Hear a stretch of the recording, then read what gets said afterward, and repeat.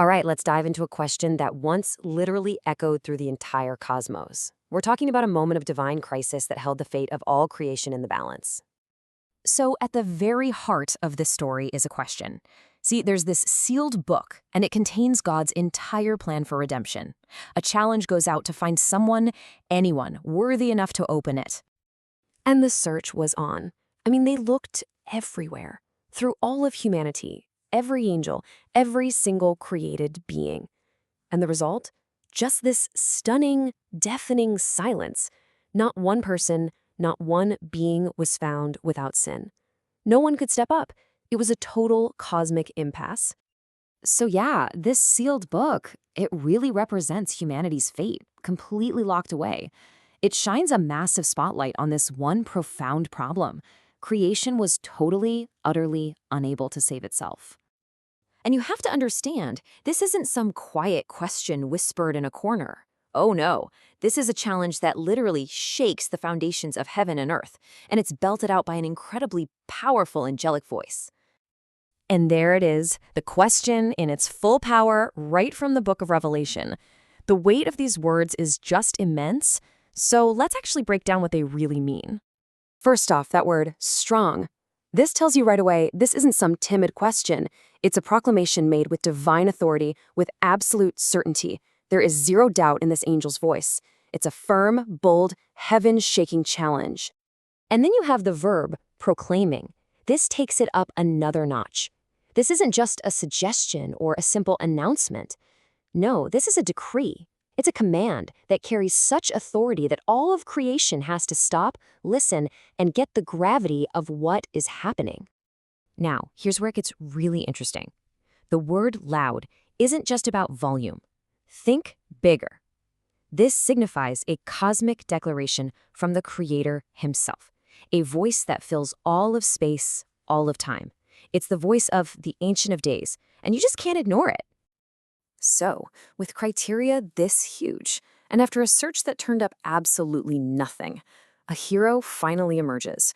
But, and this is the best part, it's not the hero anyone might have expected.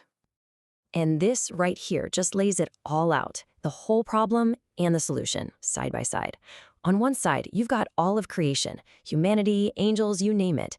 And as Romans tells us, they've all sinned. They're all disqualified. But on the other side, you have the Lamb, Jesus. He stands completely alone as the only one without sin, the one perfect sacrifice. And there it is, the answer that shatters that cosmic silence. It's not some mighty warrior or a powerful king. It's the Lamb of God. This is the one who can finally step forward and change absolutely everything. So what does it even mean to be worthy in this context? Well, it's not about might or power. It's about being uniquely fit for the job. It's about a kind of purity, about having the atoning power in his blood to be the perfect sacrifice needed to redeem creation. He's the only one who fits the bill.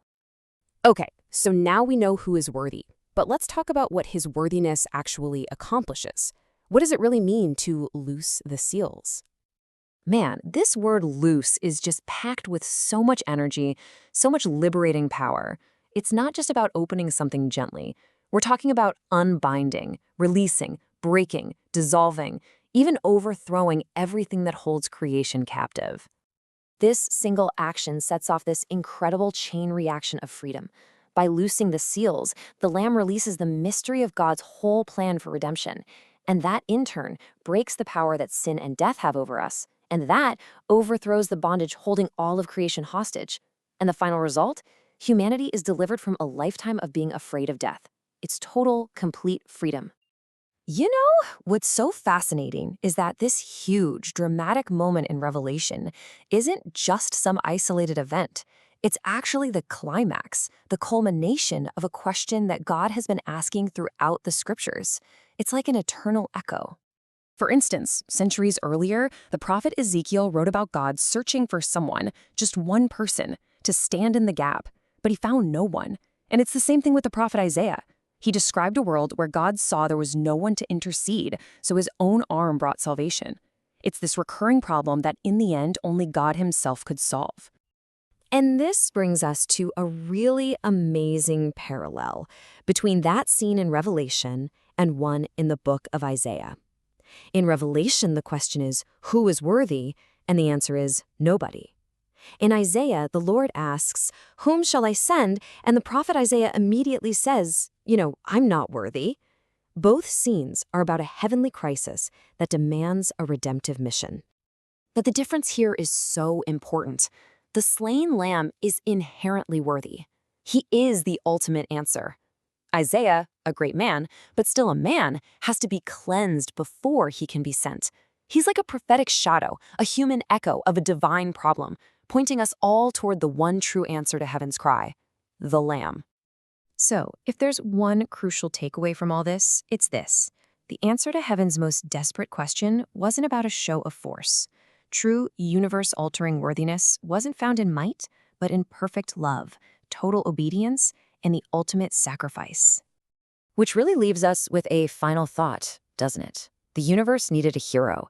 But what if true worthiness, the kind that can save everything, isn't found in power at all, but in the willingness to sacrifice?